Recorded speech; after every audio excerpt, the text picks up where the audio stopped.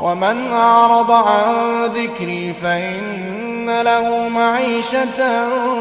ضنكا ونحشره يوم القيامة أعمى قال رب لم حشرتني أعمى وقد كنت بصيرا قال كذلك أتتك آياتنا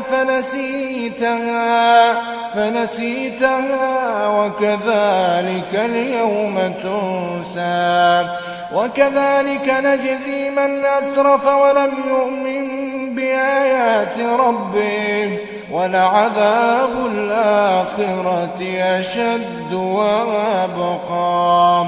أفلم يهد لهم كم أهلكنا قبلهم من القرون يمشون في مساكنهم إن في ذلك لآيات لأولي